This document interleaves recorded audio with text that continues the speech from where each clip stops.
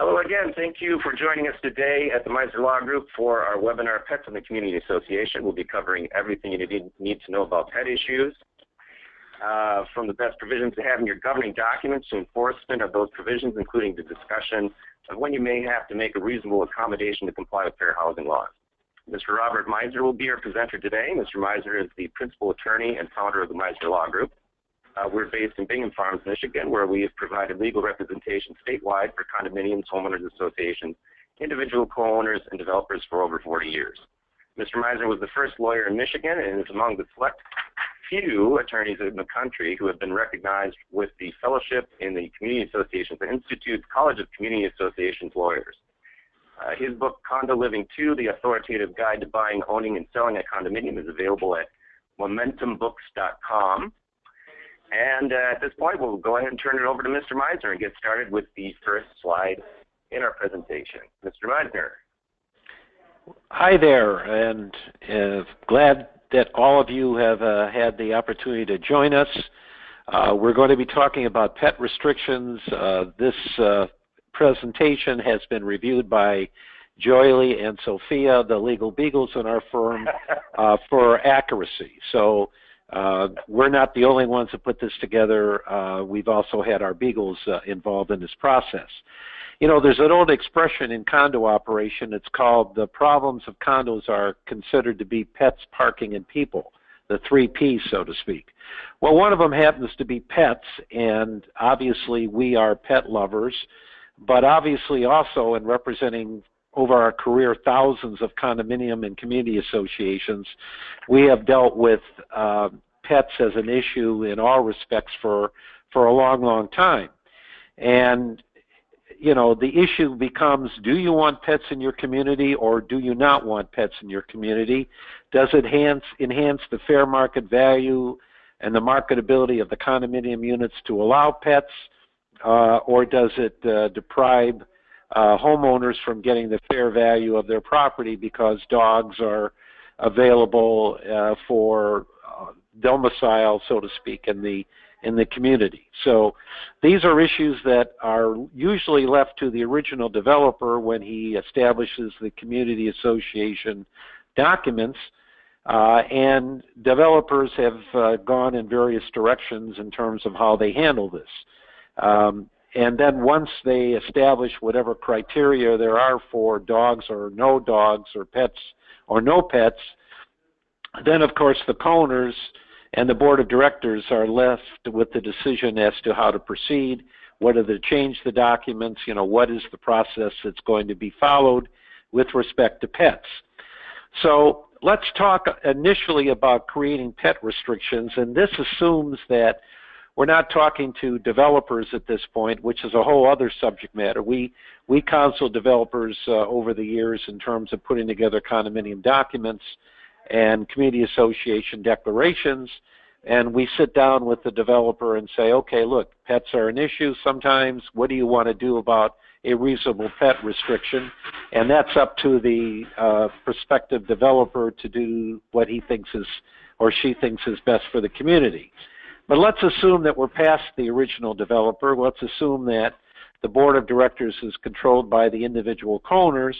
Now we have to decide, what are we going to do with the existing pet restrictions, if any, and do we want to change the existing pet restrictions?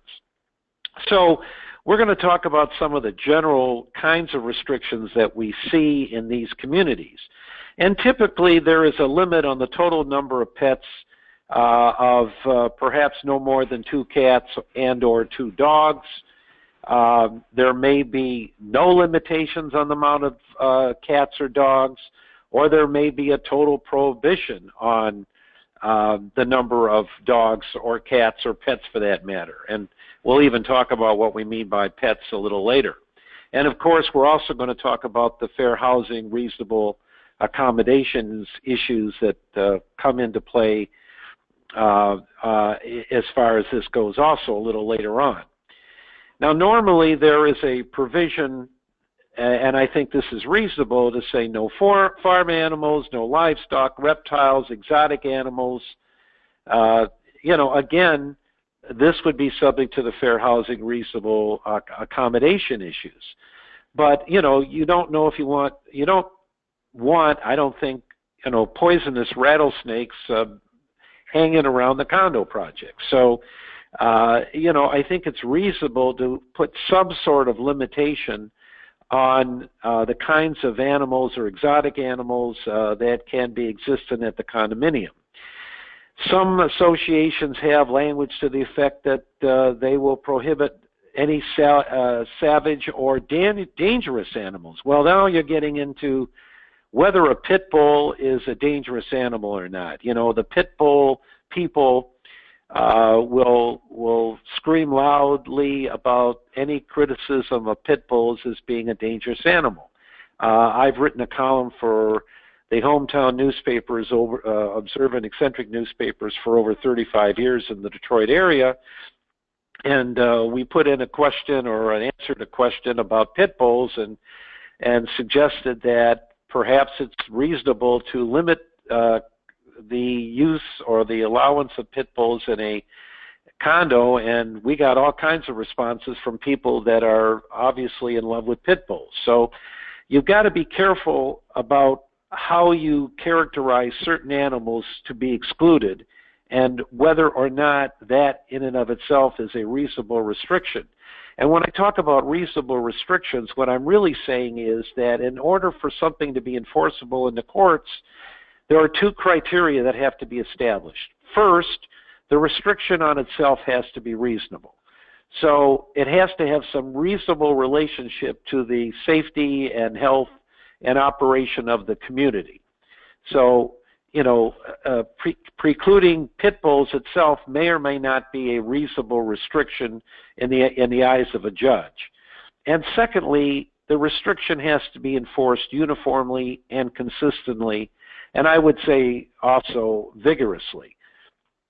Oftentimes, any restriction, whether it's a pit restriction or a recreational vehicle restriction or any other type of restriction that's normally embodied in the bylaws, has to be enforced uniformly and consistently, and this is where many community associations fail and don't pass the test, because sometimes they pick and choose. One board decides to enforce, the next board doesn't. Some people are excluded for reasons that are not reasonable from enforcement, and others aren't. So this is always a problem that comes up for we lawyers, when we're talking about enforcing a deed restriction for a community association. No breeding for commercial purposes, that's pretty clear. I mean, we're talking about a residential condo. You ought not to have a puppy farm going on in your condominium development. It's also reasonable to preclude animals from running loose on the common elements. Dogs have to be on leashes.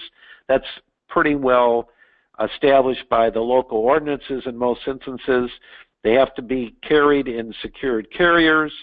And it's not unreasonable, if you're going to allow to have dogs, to have the dog owners indemnify the association and hold it harmless from any liability occasioned by an animal causing damage to another member or licensee or invitee at the condo and or owner in the condominium project. I can tell you, and this is getting into a little bit down the road here in our presentation, we once had a dog that was running loose. We went to court to try to get, for the benefit of an association, to try to get a temporary restraining order to keep that dog from running loose. The judge wouldn't order or allow us to get a temporary restraining order or an injunction. The dog bit somebody. The association got sued. And of course, the insurance company for the association had to come in and say, you know what, we did everything we could to avoid this problem. Unfortunately, we couldn't get a circuit judge to, respond in an immediate and responsible manner. So, that's something to always keep in mind. By the way, the pet restriction should be reviewed, if not drafted, by your association attorney, just like any other of your community association documents. Why? Because ultimately, if it's contested, a judge is going to be reviewing it and opining on it. And you want to make sure that it's in legally enforceable language, that a judge and or the other lawyer involved will understand. So this is not a place where you want to be penny wise and pound foolish. In fact, you don't really want to be penny wise and pound foolish in any legal undertaking that you have at your condo, because life's too short and you don't want to get sued. So in any event, looking at creating pet restrictions, the owner is responsible or should be responsible for repairs to the common elements caused by the pet. A no-brainer. That obviously should be in your restriction. Weight or size limit, a hot issue here. There was an unpublished decision of the Court of Appeals of Michigan many years ago, which I felt was right, saying that the size or weight of a dog is not a reasonable basis to preclude animals from the condominium or homeowner association. In other words, a collie that weighs 75 pounds may be less of a threat than a Mexican Chihuahua that weighs 10 pounds or 5 pounds. The Court of Appeals recognized that. It was not a published decision, and it had to do with a rule as opposed to a bylaw provision that was passed by the association. But I guess I would say to you that many deed restrictions now put weight limitations on dogs, and there is an effect of imposing the perception on the part of the homeowner that you can't bring a dog in over 40 pounds. Now, whether or not that's really, in the last analysis, going to be enforceable, I think is still up in the air. There is debate among community association lawyers about that. My sense is that I would lean in the direction of it not being enforceable. Prohibiting certain breeds, again, certain breeds have been unfairly stigmatized. The American Veterinarian Medical Association and other groups oppose breed-specific laws. I would stay away from breeds. You know, what are the breeds that really are dangerous? Well, if they're part wolf, you know, as I read about an article in Michigan, you know, some of these dogs are basically part wolf. Maybe that's a problem. I don't know. But in any event, I would stay away from trying to prohibit breeds in a condominium. Do you want to limit the fish tank size? I mean, are you going to be breeding lobsters, or are you going to be breeding goldfish? You know, the bottom line is be careful about that. And of course, the issue is grandfathering existing pets. You know, whenever you want to put an additional limitation on the keeping of pets in a community, there are going to be people that have already had a dog that's over 40 pounds or 3 dogs instead of 2. If you're going to expect that provision to be rendered enforceable, and or if you expect that provision to pass, then you're probably going to have to make an exception for those people that are presently or would not be in the contemplated bylaw provision as part of the process for getting things approved. And generally speaking, when you're talking about pet restrictions, you're talking about amending the documents, creating a bylaw provision which under the Condo Act would require 2/3 of the co-owners qualified to vote. In a community association, it would depend upon what the declaration calls for in terms of amending that particular provision and adding it to the documents. There are other provisions that you can implement in your deed restrictions that will facilitate the maintenance of pets in your community. First of all, you want to require the registration of pets, and you want to use a standard form. That's not unreasonable. You need to know how many pets you have in the community, and so that should be in process. Can you charge pet owners an extra annual fee? If your documents allow for that, I think it's permissible. If in fact you have to obtain additional insurance to protect the association because you're having a pet, I think that's reasonable. But the fees that you charge have to be reasonably related to the actual costs incurred by the association, or if contested, a court will consider that a penalty.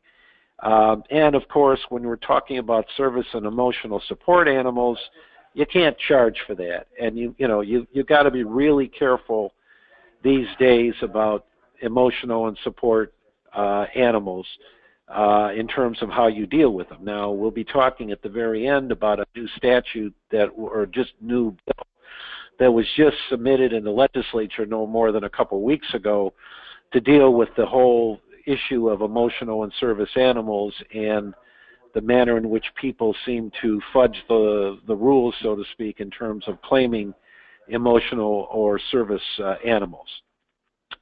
Okay, now let's assume that you've got reasonable restrictions in place. You know, they're not overburdensome, they're not unreasonable, they have some reasonable relationship to the operation of the association. You're not going to talk about enforcing pet restrictions. Now, first of all, the restriction should not be in a verbal context. It should be in a written bylaw, preferably, or in a rule enforcement policy that perhaps supplements the bylaw provision.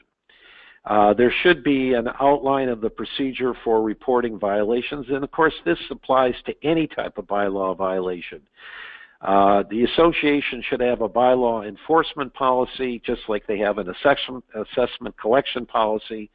If you're interested in more data on those kinds of policies, I would suggest you look at our website. We have something called a 12-pack, which is non-alcoholic. Many people want to know what kind of beer we use in the 12-pack, but these are basically condo docs and procedures and rules that we think are indispensable to the proper operation of the association. So there needs to be a bylaw enforcement policy, and of course it outlines the procedure for reporting the violations.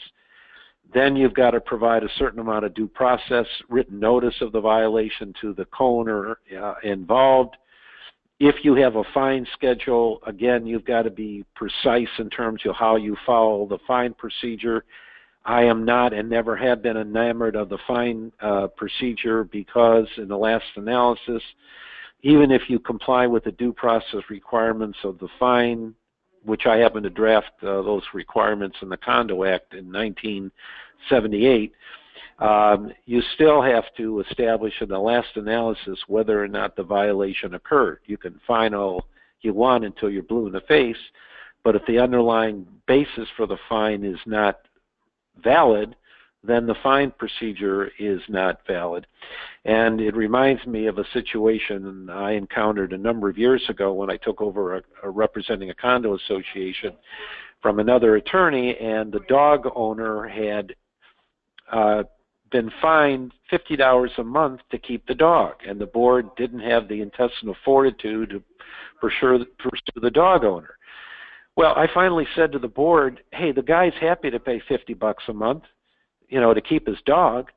That's like one half of the cost of putting him in a doggy bone school for one day. So the long and the short of it is, I said, the only way you're going to resolve this thing is to seek injunctive relief and get the court to order this guy to get rid of his dog, which is what we finally did.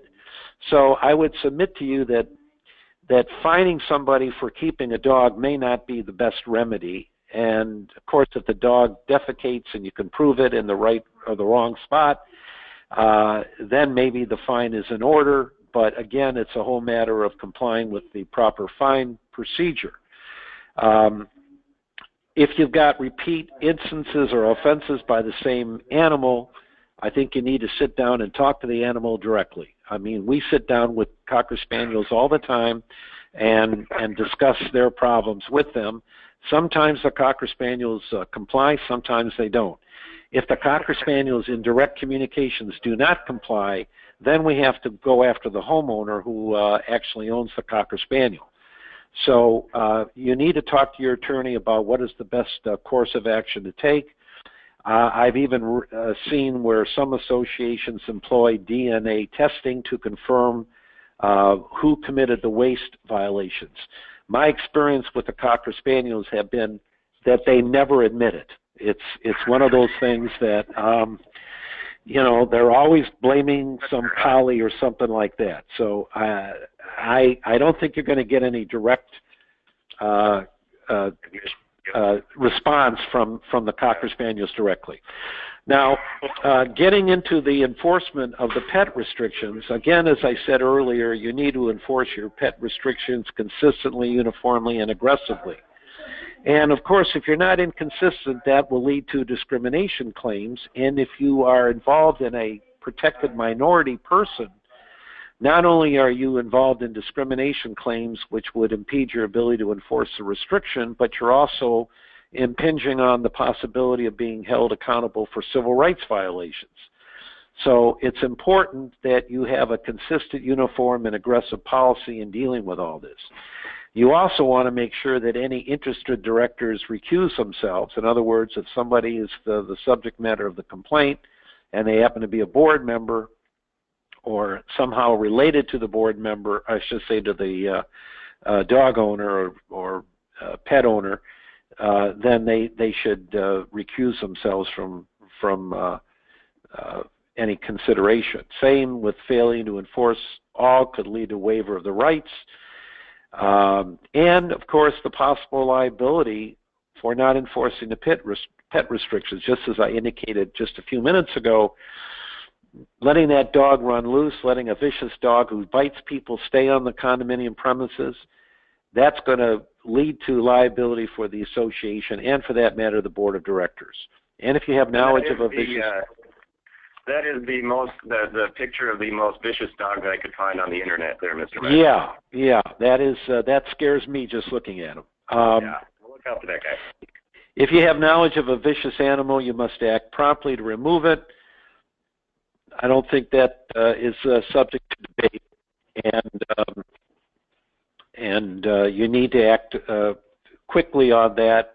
And, you know, the management company will also be sued. They'll sue everybody in the chain here that had anything to do with allowing this situation to occur. So, you know, management people, if you're out there in the audience, this is something you need to really be concerned about as well, because you have a responsibility to the board and the association to advise them of complaints that come to your knowledge.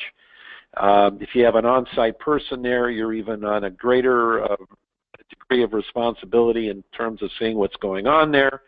But always insist upon a written complaint, because the person who's complaining ultimately may be required to go to court. So it's nice to call and be unwilling to say who you are about the vicious dog, but at some point you're going to have to stand behind the complaint and be willing to testify if necessary in order for the association to be successful in pursuing the matter. Okay, now let's talk about a whole other can of worms, and worms should also be precluded from being pets as well, I would suggest, now that I think about it. What is the reason? Well, you know, there are worms and critters that you know, sort of infiltrate these mini communities, and you know, a lot of people like to go fishing, and they take these worms and they propagate in their bathrooms. So it's really kind of despicable. It's really kind of despicable. Yeah. Well, it's something that, you know, when you've been in this business for 45 years, you've seen a lot of things, you know, crawl across your computer, you know. So in any event, what's a reasonable accommodation? I'm still trying to work on my sense of humor, but I hope some of the people appreciate that. It's been a 45 year attempt, but what's a reasonable accommodation? A reasonable accommodation is a change in rules, policies, practices, or services so that a person with a disability, and of course you have to establish a disability, will have an equal opportunity to use and enjoy a dwelling unit or common space.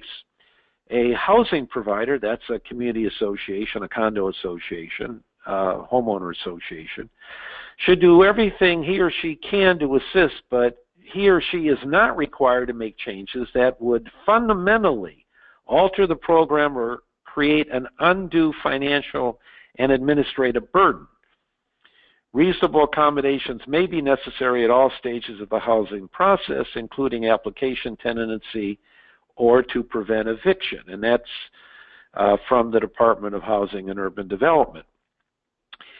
So, an application by the way, including an application means a reasonable accommodation. It may have to be made if a potential buyer or tenant has a disability, an existing service or emotional support animal that would otherwise violate a pet restriction. So you're going to find that notwithstanding the pet restriction on dogs, no dogs, somebody who has a legitimate service animal and has a legitimate service, I should say, a disability, will be able to have the dog. So let's see who is disabled, at least under the law. Any person who has a physical or mental impairment that substantially limits one or more major life activities, has a record of such impairment, or is regarded as having such an impairment. A physical or mental impairment or impairments include without limitation orthopedic, speech, visual, and hearing impairments, mental retardation, autism, cerebral palsy, epilepsy, muscular dystrophy, etc. Cancer, heart disease, diabetes, alcoholism. These are what they consider to be major physical or mental impairments. So if somebody drinks too much, I guess they can have a service animal. For what purpose, I'm not sure. But major life activities include walking, talking, hearing, seeing, breathing, learning, performing manual tasks, and caring for oneself. So these are broad definitions of what someone, whether someone is disabled or not, and these definitions are broad in scope and obviously can apply to many people. So we have a question for you in case you're nodding off and are taking a noontime nap. How many have witnessed an accommodation request that was granted, but you doubted that there was an actual disability or actual need for the animal, and they were only trying to game the system to get around the pet restriction? Okay, so if that's showing on the screens right now, and I see some answers coming in here. We'll give you a few seconds to answer that question there. Did any dogs sign up for this? I don't think we have any canine friends today. Okay, no. I just wondered because a lot of our dogs read Joyly and Sophia's column. Our legal beagles do have their own column, and they're also our former legal beagle Bailey, who unfortunately passed away a couple of years ago, had her columns published in my book Condo Living #2, along with Joyly, who's still around. She's 8 years old. She's a senior legal beagle now. And so, if you're interested, in the webinar, so that people can certainly share this with their pets. Yeah. Okay. Well, that's good. I'm glad to hear that. Okay. We have the full results here. 21% of you said yes one time. Even 14% of you said yes more than once. And the rest, 64% responded no. By the way, are any of our people voting in the Alabama Senate election today? Oh, I guess not. Okay. Probably not. My guess is. I was just curious whether we had any people from Alabama listening in. Okay, accommodation requests. How do we deal with a situation when we get an accommodation request? Well, I guess at the risk of sounding self-serving, the first thing I would say to you is that send it to your attorney, because that is a potential landmine that you could be falling into or blow up in your face. But these are the things that we have to look at here. In other words, the attorney doesn't want to hear about this after you've denied the disability request and the co-owner is at HUD or Michigan Civil Rights Commission or federal district court. So, one of the things we have to look at is the disability obvious? Is it obvious that the animal helps with the disability? Obviously, if the co-owner is blind and he has a seeing eye dog, that's not something that you really have to ponder over very much. If you can establish that he's blind and this is a registered or well-established seeing eye dog from the Rochester School of the Blind, for example, where they train dogs to help people that are blind, or at least they used to, that's not something that's going to cause a lot of stir among you in terms of whether you should allow it or not. If it's not obvious, then you're going to actually require some sort of confirming documentation from an expert. And again, you ought to be working with your attorney to do that. You want to document all reasonable accommodation decisions, approvals and disapprovals by written board resolution. So you have a history, just like you're dotting your I's and crossing your T's on a lot of other decisions that you make. That should be documented as well in your minutes. And by the way, all residents, whether they're tenants,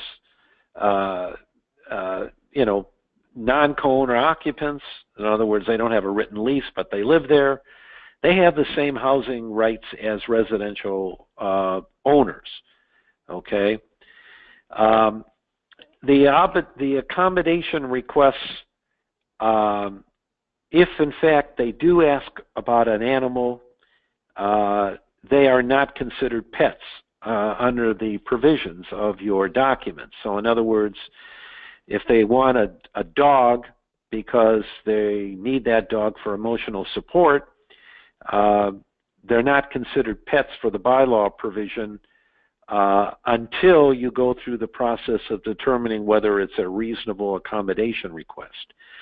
So in the case of a service animal, that's generally more documentable. It's trained specifically to assist with a disability. It doesn't have to be licensed. Michigan has a voluntary ID card and a patch available. And it's more likely to be obvious how they assist. So again, with respect to a service animal, that is not normally as subject to abuse as the emotional support animal, which again we'll be getting into here in the near future. The emotional support animal, they don't have to be trained to assist with a disability. They don't have to be a licensed dog, so to speak. They're not usually as obvious as to how they assist. And there's obviously more accommodation for abuse by owners. This also applies, by the way, to someone who brings a pet to visit as part of prescribed treatment, like a therapy pet. So again, the application of this accommodation can be widespread and broad in scope, and it is admittedly subject to abuse, and as I say, we'll be getting into that in a few minutes in terms of how the esteemed Michigan legislature is going to be trying to think about handling it. But we have another poll question here, and this is not a question for you to take lightly, because this calls for deep consideration. You have a limit of 2 dogs in your bylaws. A potential tenant provides the association with a mental health physician's letter stating that their 3 dogs are necessary to treat the tenant's depression. Should the association grant the accommodation? And what about 5 dogs or 10 dogs? And what if they start with 2 and then later request a 3 after moving in? Boy, these are like law school questions. Are any of you lawyers out there? Maybe you can help. Maybe you can help us. We'll give you a license to practice law if you get all these questions right. Yeah. We'll send you a free application to a law school. How about if we send them a free application to law school if they get it all right? We'll focus on that first question. So the limit of 2 dogs, and then the question is, doctor's letter for 3 dogs. What do you think? Is that a reasonable accommodation? So I'll give you just a couple seconds there to finish answering. Some people might want to. I see some people are still changing their answers. Yeah, this is a tough one. I'm interested in the answer to this myself. All right, I'll go ahead and close that in a few seconds here, and we'll take a look at the results. So 29% said yes, 71% said no. Mr. Meiser, what are your thoughts on that one? I would say that they're going to really have to establish that 3 dogs are absolutely necessary in order to establish that the tenant will be in extreme depression with only 2 dogs as opposed to 3 dogs.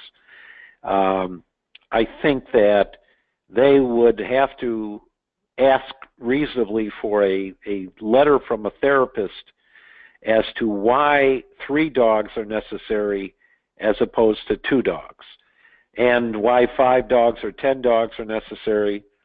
And, you know, if they have 2 dogs and then they want a third moving in, it seems to me that that may be a more reasonable request, because maybe, you know, a therapist is saying the 2 dogs are not enough, you need a third dog because they're on 8-hour shifts and the person needs dogs 24 hours a day.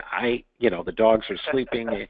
I mean, I really don't know, but you know, it is a tough question, and it is something that conceivably could come up. I've not had to deal with it yet, but I'm glad that we have the sentiment of the group here to maybe help us along in dealing with this question. So get all their names and numbers. We'll send them a referral fee. Right. Accommodation requests. All right. What if a service or emotional support animal violates other bylaws or rules? Like the dog doesn't stop barking, he runs on the common elements, he attacks other animals or people. Well, you can't, just because they're a service or emotional support dog doesn't mean that all hell can break loose and they can do whatever they want. The other restrictions still apply, and if in fact those dogs are not living by the rules within a reasonable fashion, they can be pursued. Now, again, you've got to be careful. You've got to make sure that you've dotted your I's and crossed your E's. Is that how it works? You dotted your I's and crossed your T's. Yeah. Okay. I haven't crossed any E's yet. But in any event, the long and the short of it is that you want to be extremely careful when you attempt to enforce these restrictions against accommodation dogs, because you're always going to be subjected to the claim that you are now choosing to discriminate against those dogs. So just like any other potential violation, you have to have your act in order, you have to have your procedures in place, and you know, then you can have every reason to pursue these animals just like anybody else. What if another homeowner complains about the accommodation? Don't explain the specific reason for the accommodation. Indicate that they have a right to an accommodation under certain circumstances, and that you are limited in providing details about that because you don't want to run afoul of any privacy requirements. Again, those kinds of decisions, I think, should be considered in executive session of the board. That's not in our outline, but it's the kind of thing where it's not like you debate this. Even though we don't have an Open Meetings Act in Michigan in terms of board meetings, some associations choose to have open board meetings where they have co-owners allowed to be present. And then they, rightfully go into executive session to deal with issues that clearly should be considered without any co-owners or other third persons present. It would seem to me that issues regarding accommodation and things of this sort should be discussed in executive session. Now, let's talk about some of the Michigan legislative initiatives that have been brought forward with regard to pets and animals and things of that sort. And obviously, as I've said earlier, our legal beagles are right on top of this in terms of monitoring of legislation that affects them. So, for example, under support, we want you to support House Bill 4332 and 4333. And by the way, there are lots of statutes or proposed legislation in the legislature that we are absolutely against for a multitude of reasons. And again, if you're interested in our sentiments as to why we're opposed to these prospective changes, please consult our website, or you can call Mark Petrie. He'll be happy to talk to you about that.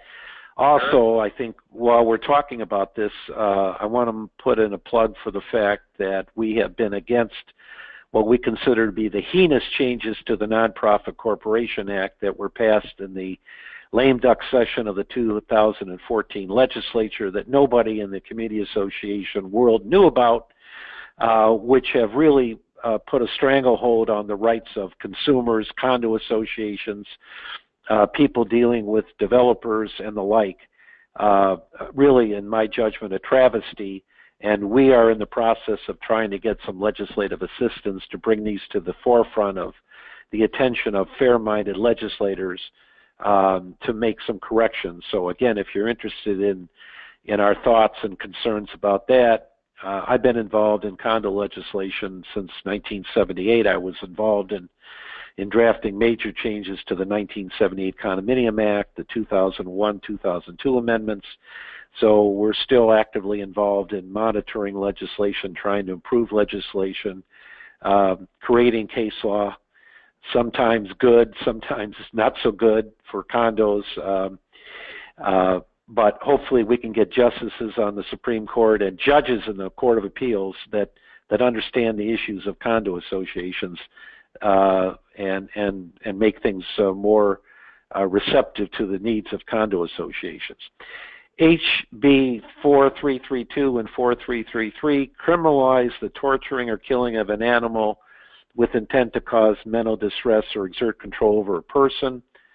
Increases the maximum prison terms to up to 10 years, clarifies that breeders and pet store owners can be liable for mistreatment of owners, or I should say of animals. Who would be against that? It's House Bill 4332 and 4333. It passed the House with broad support. It's now before the Senate Judiciary Committee. Contact your Michigan State Senator. Contact the governor. Hopefully that thing can get passed. Now, a brand new statute that just came, or a proposed statute, I should say, that just came out at the end of November, which is a little more controversial and may, in my judgment, have a harder time to get through. It criminalizes false claims of emotional support and service animals to landlords and housing providers. That includes community associations. Requires treatment for 6 months before documentation of a disability by a health care provider.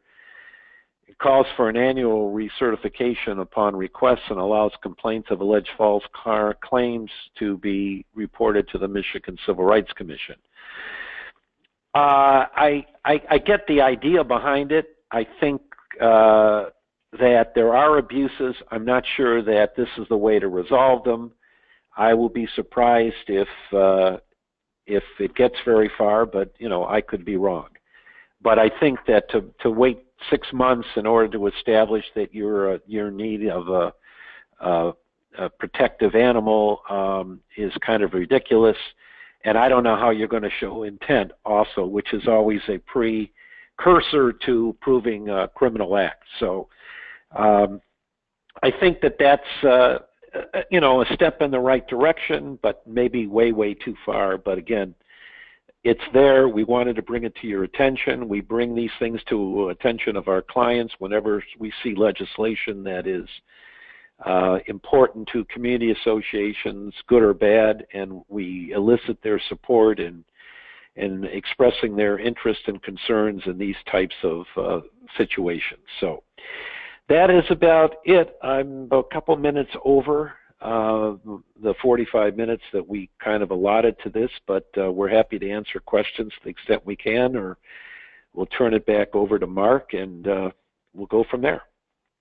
We thank you very much, Mr. Meisner. We actually do have a interesting question here from Tom. He asks, let's see, in his association, until such time as we might amend our bylaws to adopt some of these recommendations, which is a very time-consuming process under our bylaws, any recommendations for how to enforce dogs not running around unleashed in violation of rules if the owner isn't cooperating with requests from the board?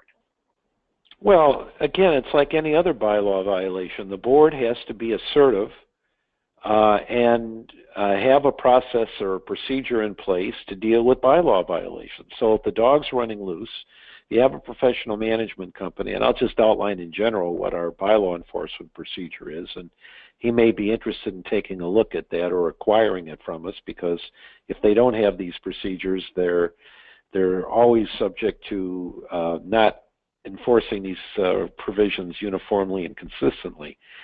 You need to, number one, document the violation. You need to have your management company and or the board initially send a bylaw enforcement violation letter warning the co-owner as to what will happen. You may send a second notice if it doesn't work out, or you turn it over to your lawyer. And what we do is we end up sending a 2 or 3 page certified letter telling the co-owner what the ramifications are going to be if he does not comply. And we're not going to give him an indefinite period of time, because that dog running loose on the common elements is going to create a problem for that association if that dog injures someone, damages property, or whatever. So it's not something that you just sit on, it's something that you aggressively pursue. And if, in fact, when we send out the letter to the co-owner and the co-owner continues to ignore our requests, then we march to circuit court and we seek to get an injunction, because the dog is in violation, no doubt, of the municipal ordinance and in violation of the condo docs. If the board doesn't take action, then the board is remiss in doing their job, because one of their primary functions is to enforce those deed restrictions. So there's no excuse, frankly, for the board not taking action and not knowing what to do, because they should be apprised of what they need to do and how they need to do it. Many boards are unwilling to do it because it might cost them some money, and they're intimidated because one co-owner says, "Oh, I'm going to get a lawyer," when the association has the benefit of all the members of the association paying, dividing the costs of any legal fees that are incurred. And under the Condo Act, for example, if you prevail, you're entitled to get your reasonable attorney fees back from the delinquent co-owner. So there's no rational reason why the board should not be actively pursuing this matter. Very good. Very good. Let's see. We have another question here. They said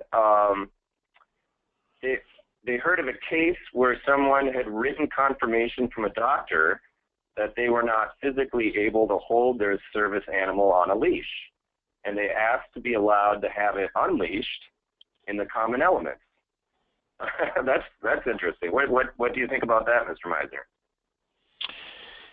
I would say that in that particular instance, the issue of whether or not the requirement of the bylaws supersedes the disability situation would prevail. For example, again, we talked earlier about the fact that, if the dog becomes a nuisance and barks 24 hours a day, just because he's a emotional support dog doesn't mean that you can allow that dog to stay there, because, the other requirements supersede maybe the emotional care requirement.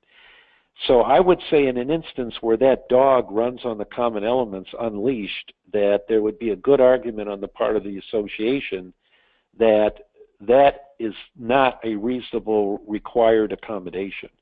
But, it's a tough question. There has to be, if I were representing the dog owner, I would be saying, look, this dog is 2 pounds.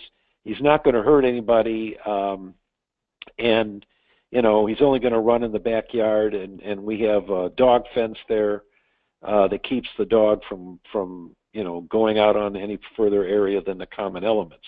I mean, it's obviously these cases are fact intensive, so each case has to be considered on its own in order to see whether or not it's what the result might be. But those are the issues that would be probably involved in that kind of situation. Okay. Terrific. Okay, Susan has an interesting question here. So to summarize, I hope I'm doing this well, but to summarize, there's a dog hazing service to deter geese that's employed by the community association.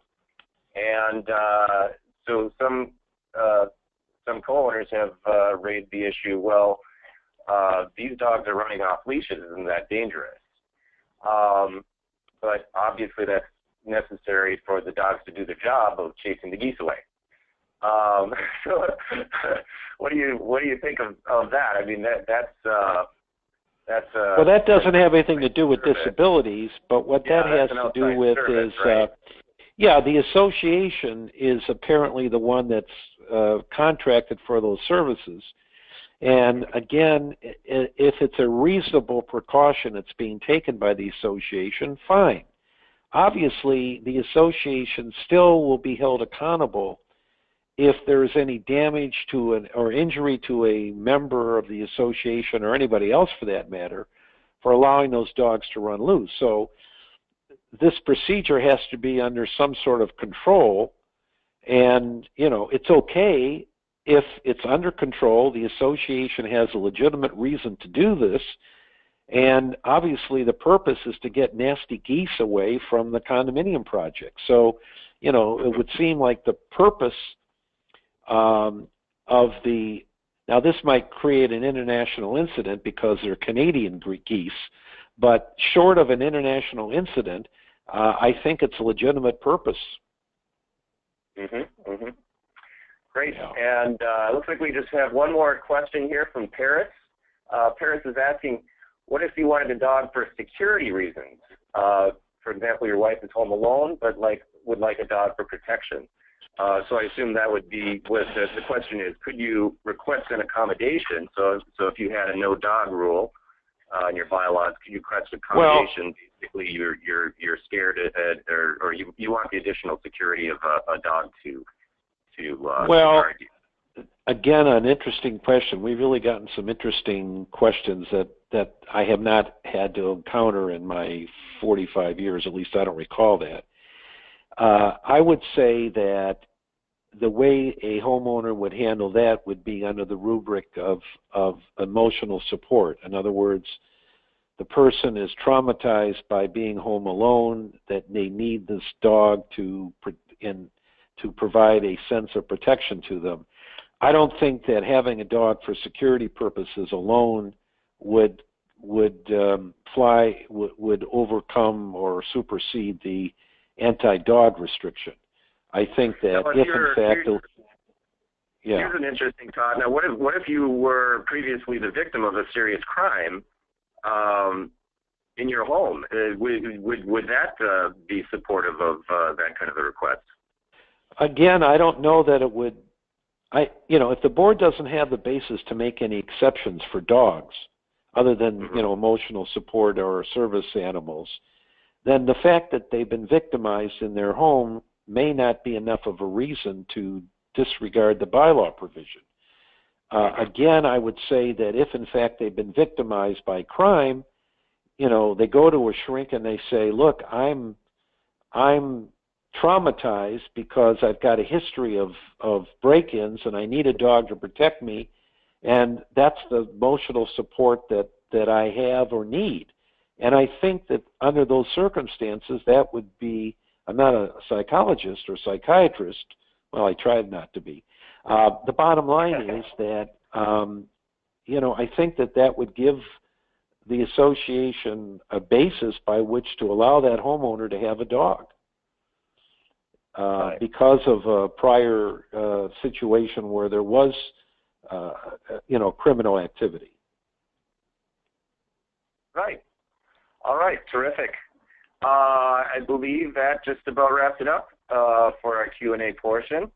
And thank you. Great questions, everybody. So in closing, we just want to thank you again for joining us today. It's been a pleasure, and we will be emailing everybody who registered a link to the recording of this webinar. So again, please do feel free to share that recording with your fellow board members, co-owners, and managers. We appreciate that. Also your pets. Also, if you were forwarded the email invitation for this webinar or found it on social media, we invite you to join our free email newsletter. It'll keep you up to date on all the future webinars we're doing, as well as a lot of developing information on case law and proposed legislation that's going to affect community associations in Michigan. You can sign up by visiting our website at meisner-law.com, meisner-law.com, and you can sign up there. So that about does it for us. We will sign off for now. Happy holidays to everybody from all of us here at the Meisner Law Group, have a great day. Thank you. Thank you.